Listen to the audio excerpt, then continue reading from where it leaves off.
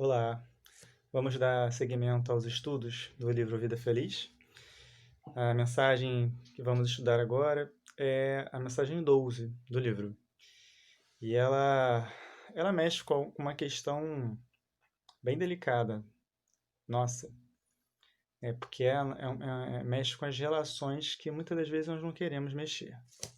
Então a mensagem começa assim: Nunca retribua maldade com vingança ou desforço.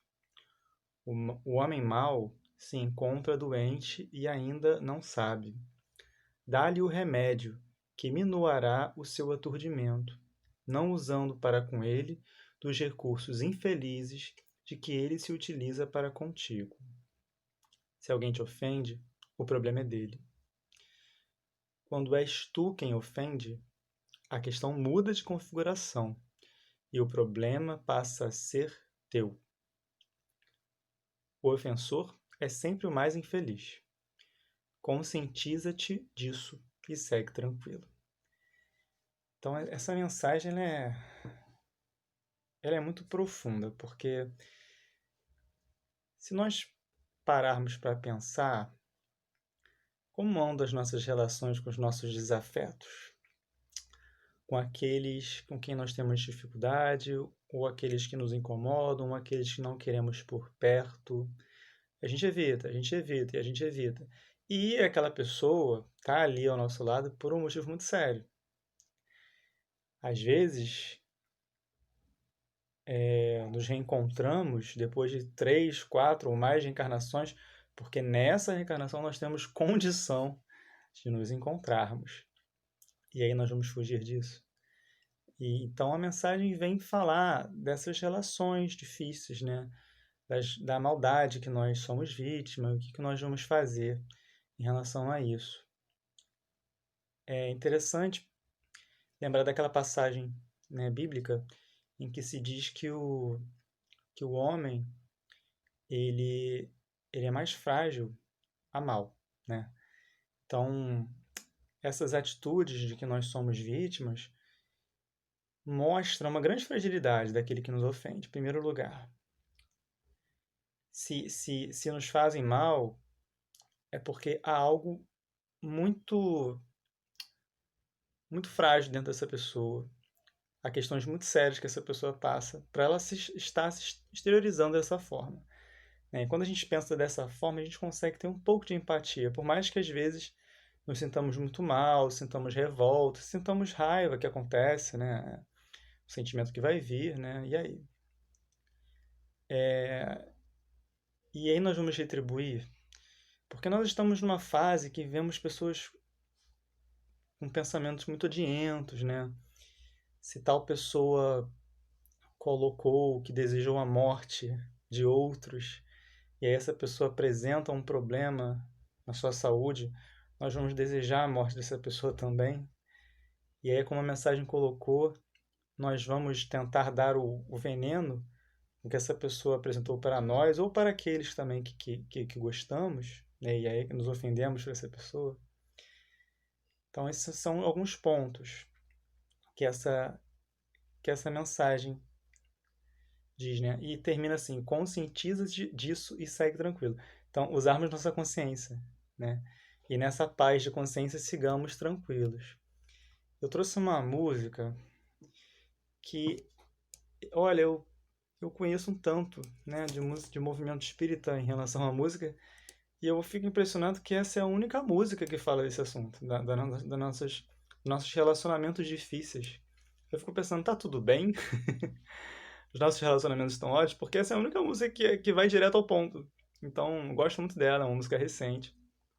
Acho que o Manga e o Alan Filho foram muito felizes. Eu acho que eles fizeram um culto antes, leram o Evangelho, que tem muita relação com a passagem do capítulo inteiro, né? Que é o amar os nossos inimigos, né? E essa música se chama Outra Face. Eu queria que vocês, né?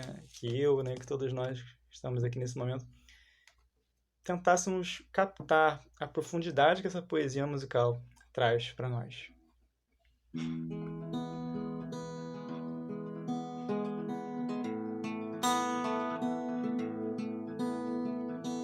E diante do outro que me incomoda. Sou chamado a agir de um jeito diferente, apesar da vontade de ficar distante, ou então de ferir como quem se defende.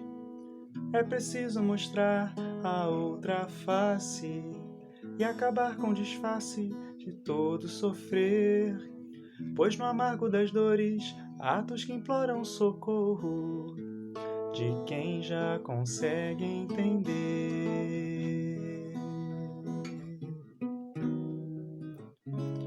Acolhe com mão de carinho, mesmo com o risco da incompreensão. Educa o próprio sentimento, percebe a real intenção. Acolhe quem grita pro mundo a dor de um segundo que parece eterno. Educa os teus atos mais íntimos e faz do sorriso o teu gesto fraterno.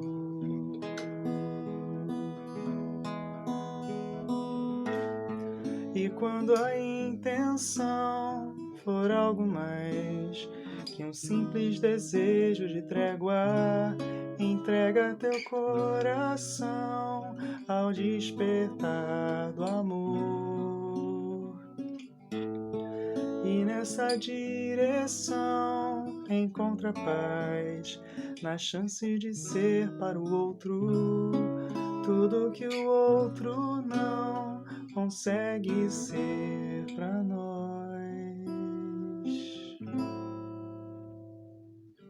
E diante do outro que me incomoda, sou chamado a agir de um jeito diferente, apesar da vontade de ficar distante, ou então de ferir como quem se defende. É preciso notar que a outra face é bem mais que um disfarce, bem mais que um sofrer. E se as dores do outro refletem aquilo que faço, que fiz ou deixei de fazer. Muito interessante essa música, né? Muito rica, porque ela coloca uns pontos que nós às vezes não nos ligamos. O que nós podemos fazer então, quando nós nos deparamos com as pessoas que nos incomodam, que temos mágoa, rancor? Então ele convida a mostrar a outra face e disserta sobre isso, né? Mostrar a outra face, nossa outra face, depois de nós nos sentirmos vitimados, né? E acabar com o disfarce de todo sofrer. Acabar com aquele disfarce, aquele orgulho com o peito erguido, de que está tudo bem, quando na verdade a gente está disfarçando uma profundidade, uma mágoa que nos causa muito mal, e nós continuamos prolongando por não resolvermos essa questão. E aí ele coloca, olha que poesia bonita, né? Pois no amargo das dores há atos que imploram socorro de quem já consegue entender. Então, muitos de nós, com o Espiritismo, já temos um entendimento diferente, um olhar mais amplo. E aí nessa dor, né, que às vezes se expressa, né, se exterioriza nesse momento, né, nesse ato de dor, de rebeldia, de raiva, está ali se mostrando um socorro, um pedido de socorro, que nós precisamos enxergar e ampliar o nosso olhar para isso. E depois ele prossegue falando de questões mais íntimas, mais de autoconhecimento. Educar o sentimento, perceber a intenção. Porque às vezes a gente vai seguindo nossa reencarnação, temos intenções, temos objetivos e nem percebemos, né? E aí isso vai nos movendo, né? E não sabemos para qual direção estamos indo. Essa direção vai se apossar, essas intenções vão se apossar da nossa reencarnação e nem podemos nem perceber. E por fim, só para dessa música eu queria só ressaltar mais esse trecho. Acolhe quem grita para o mundo a dor de um segundo que parece eterno. Então, às vezes, naquela briga, naquela discussão, naqueles gritos, vamos lembrar de algum momento difícil e vamos tentar lembrar do olhar dessa pessoa.